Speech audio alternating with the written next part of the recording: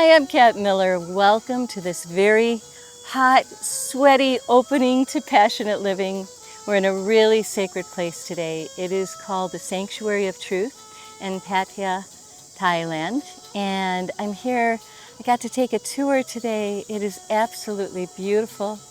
Everything is done with no nails. It's all tongue and groove and placed precariously inside of the temple, which is why everybody wears helmets. They're doing a lot of work to update it. But we have an amazing, amazing show for you today. And I'm going to be shooting some stories from Thailand that you'll see later in the season. But today, one of my all-time favorite old-time rock and roll artists, Gary U.S. is going to be on the show. And he is just a delight. And every bit is amazing a voice now as he did back in his early days with all of his major hits and back in his days with Bruce Springsteen. So you're going to love this story. Also, we're going to have one of my dear friends, and she's going to talk about her passion for herbs, Brigitte Mars, and her books and how she's made a difference in the world with the work she's doing with Mama Earth. So buckle your seatbelt and get ready for an amazing journey into passionate living.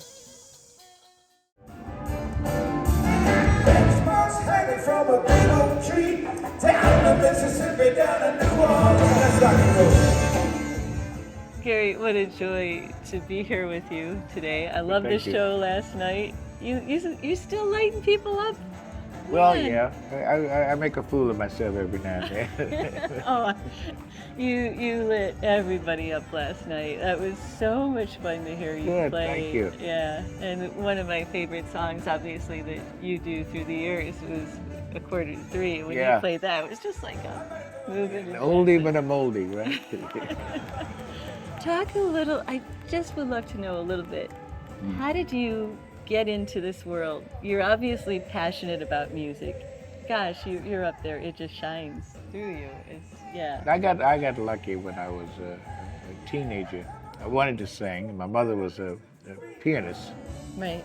so she got me and the guys in my neighborhood, and on the piano. Then she taught us harmony, So we learned how to sing through her teaching us chords and stuff like that on the piano, and then standing on the corner singing with the guys one day in front of Boone's Market by the mailbox.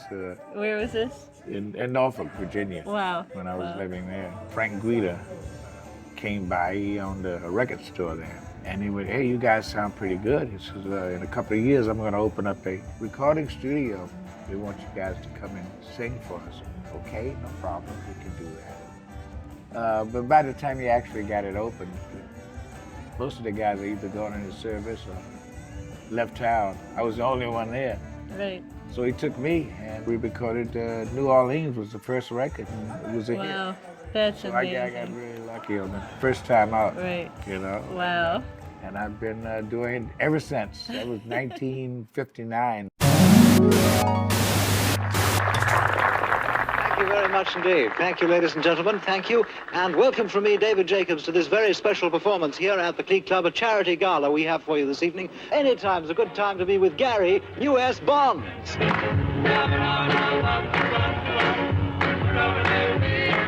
I wish that I could have myself a 7-day weekend, tired of sitting on the shelf until the weekend.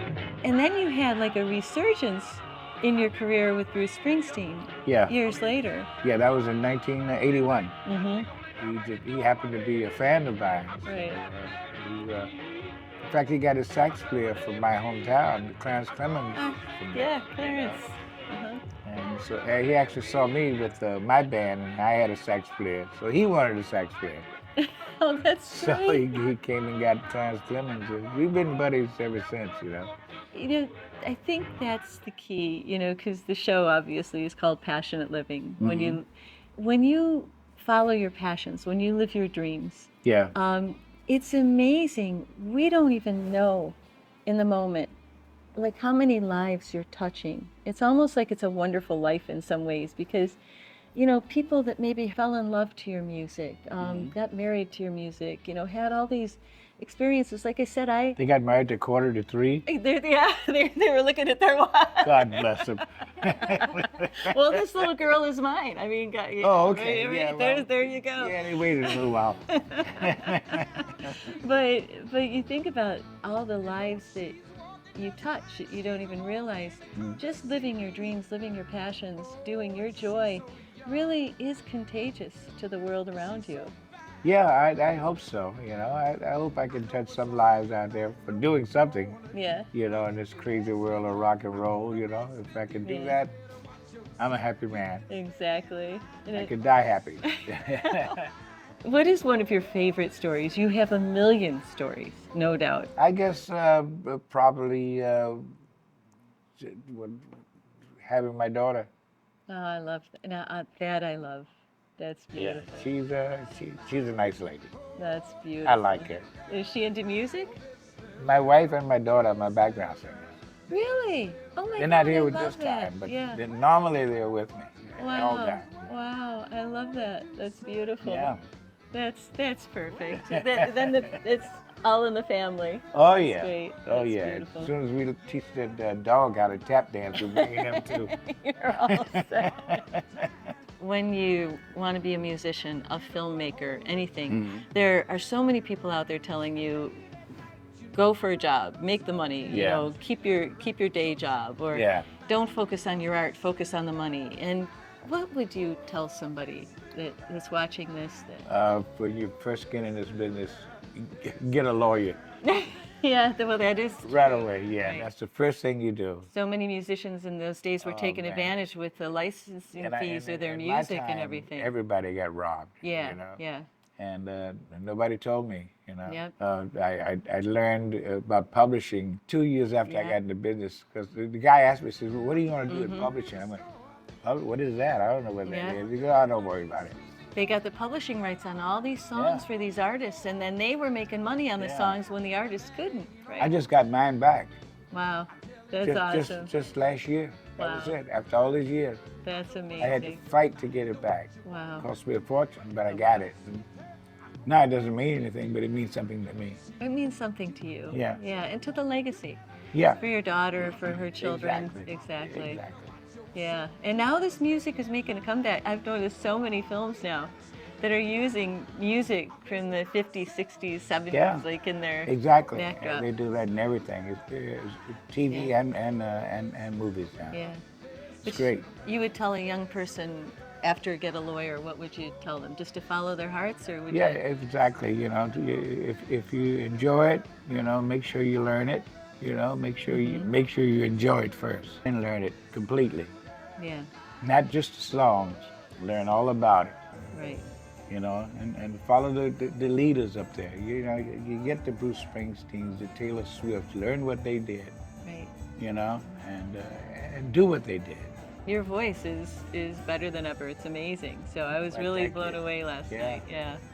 Thank you so much. I'll keep it straightened out. Good. Hopefully. Good. I'll keep drinking. I gotta keep doing what I've always done, man. Oh, well, you're wonderful. Thank you so much. Thank you, honey. I appreciate it. I really appreciate it. I'm giving you a hug. You bet. Thank you. You betcha.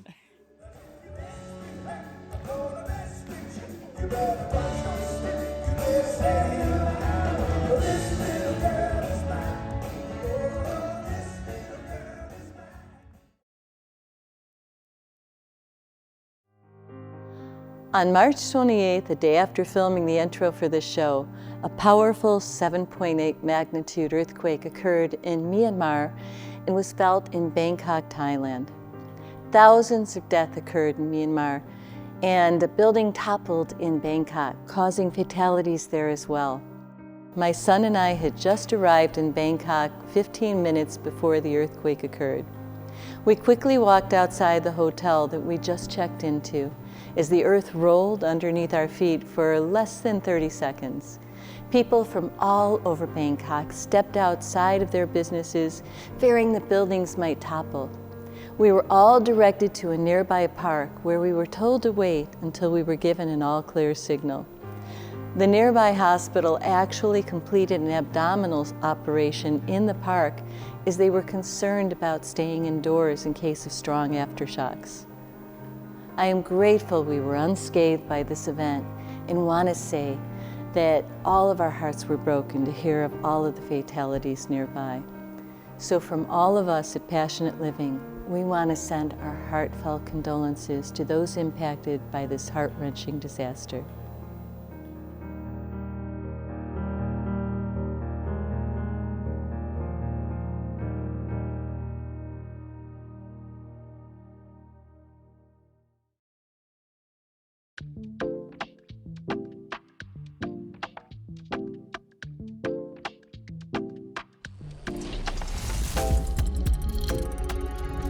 Brigitte, how perfect to run into you at the show today. Out of hundreds of people. It was meant to be. Tens of thousands. Wow. Probably thousands and thousands. Yeah, I heard of people. 100,000. Yeah, that doesn't surprise me. It's a huge show. And oh my God, I've known Brigitte forever. You have done the most amazing work in this field to educate people about natural remedies, food, health, you name it, you've done it. You know, I feel so blessed. I feel like I get to work for the Creator, helping the earth and helping the people. And this natural foods industry, you know, of all the industries out there, it is probably, I mean, I don't know of one that has more ethics and intention about helping in some way for the betterment of the health of the people and the planet, really. Exactly. So that's why I keep coming. This is probably my 40th show.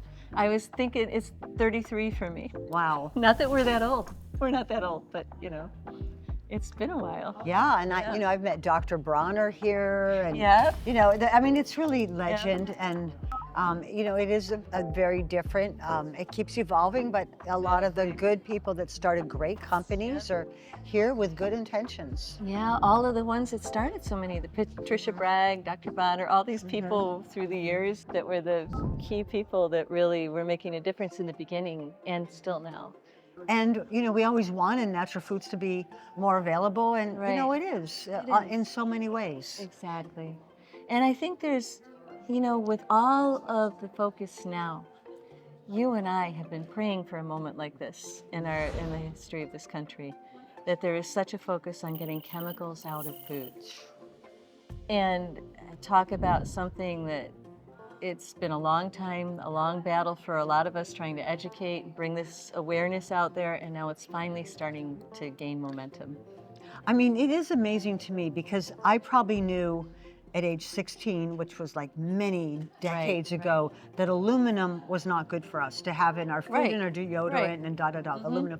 And it's just now coming out in the media, and still most people haven't heard that. And do you know that Dr. Bronner was committed to a mental hospital for speaking out against water fluoridation in the 1950s. And now they're doing it again. I just got a notice from the water department saying they're fluoridating water again. I'm like, oh my gosh. Well, in any case, I mean, it's almost like evolution might be slow, but we can all do something, and we're doing our best. Right, exactly. And, you know, there's definitely progress. There's a lot of progress. I remember working with a vet all through high school and coming home and telling my grandpa, gee, Grandpa, they're putting antibiotics enough for a cow into this cow, and they're not supposed to put milk to market for 60 days. And they were having it in the very next day when we went back to check on the cow. They were pouring that, and I'm like, and the vets were like, well, if we say anything, we will lose our customers. And so 20 years later, it finally became mainstream. No matter how much we were all trying to say this has been happening. So it does take time, but it does come to the surface eventually, and differences do get made. And you know, some of us just knew, you know, you look at beautiful nature and you want to be part of keeping it beautiful and being stewards of the earth and giving back rather than just taking. And so, you know, every one of these businesses here that represents somewhere on the face of the planet where there's a field of something, a flower, a plant, a crop, farmers, you know, people that, you know, get to do something. Exactly. And I love that there's representatives from all around the world now. There's pavilions. So we see that this movement is really growing. It is. This show is proof. It gets bigger and bigger every year. I love it. And you have made like such an influence on so many people. And I was just talking to you about one of your books that oh my God, I just use like all the time with the home remedies. Thank you. It's called The Country Almanac of Home Remedies. And my ancestry, my grand-mère is French-Canadian, grandmother. Right. And so she was really big on folk remedies. And so as a little kid, it was like something out of a fairy tale. Right. Like her idea of ice cream was to put like maple syrup on snow. And right. she made soap in a cauldron and read palms and tea leaves. So I very early embraced this concept of like witches for Jesus. Like she loves Jesus, but she's kind of like into the potion thing. Exactly. And I want to learn about that. And I really believe you can do all of it because, I really love that possibility. And, you know, when I was 17, I helped open up a natural foods restaurant in the Virgin Islands in St. Croix called the Magic Door. And then I had a restaurant in Miami called the Supernatural in like 1972, was 73. Was it Soup, S-O-U-P? No, S-U-P, Supernatural. Supernatural, okay. Yep, and I lived in a teepee for 2.5 years, pretty much off of wild edible plants. Oh my God. So You've been living it. I have, and I'm writing a memoir book. Oh my gosh, I can't wait to read. Yeah, it's pretty much done. I think I'm going to record it as an audiobook first. It's called Wildflower Child, A Tale of Sex, Psychedelics, and Natural Foods. Our generation. Yeah, so, you know, they say if you can remember the 60s, you weren't there, but I was a young mother. I was paying attention. I had to get up in the morning, had to make sure those hippie children had organic granola to eat and homemade goat's milk yogurt or something. So I love this industry. And, you know, my daughter Rainbow grew up in this industry. Yeah. Rainbow Harmony Mars. I have a daughter named Sunflower Sparkle Mars, too. She's 54. Rainbow's my younger one, and you know, models are. How old is Rainbow now? You know, because she's still a model. She's ageless, is what she likes to say. She's ageless. And I remember her when she was young, and now she's all grown up. And two of her big love affairs she met here at Expo. In my memoir book, I have a chapter called Show Special. So I talk about all the romances that started here. I think I had a few at the show too. Show Special. So I kind of name drop a little bit about people of our generation. Yeah. But certainly this natural foods movement, it really is for the good. And I'm so delighted to be here and to see you still here and all the people who do this because you believe in it. It wasn't like, It's a passion. It really is because we aren't doing this for the money. This is a labor of love. We vote with our dollars. Yes, exactly. Now, what are you doing? You have 2 new books coming out? I have, in the past year, don't say hippie chicks are lazy. Actually, I'm a zippy, a hippie with zip. Yeah, I like that. Zip. Yeah, hippies with zip. Yeah, it's a little different. Yeah. But since last January, the one before, 2025, this is 2025 now. Yeah. I have nettle power, dandelion medicine, and natural remedies for mental and emotional health that I did with Story publication. Natural remedies for depression, anxiety, fear, grief, MS, migraines, pain, psychedelic therapy, because you know, people go to a different kind of doctor when it's a mental health thing. Yes. And again, I realize that pharmaceuticals can be life-saving, but there's so many food, herbs, supplements, getting off of allergens, flower essences, essential oils you can smell that you could do, and then eventually, you know, get well because you're helping your liver and your gut microbiome. And so much of it is physically based.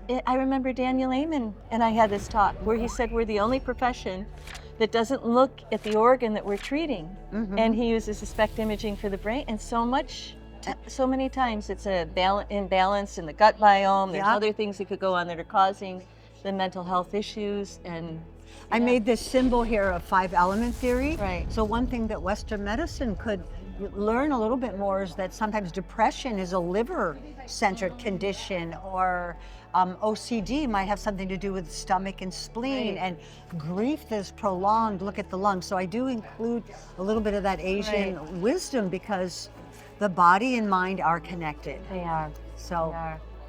Oh my gosh, I love it. And I just love you. I'm so moved by everything you do. How can people find out more information?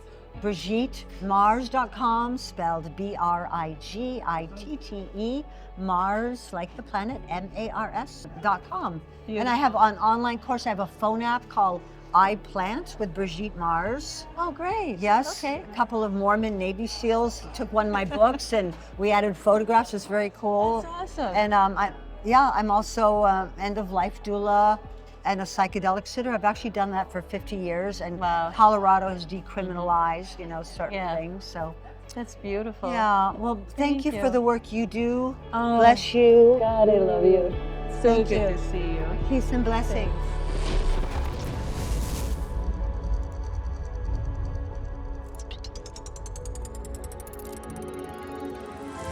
Thank you so much for watching today. Remember to press like, comment, and subscribe.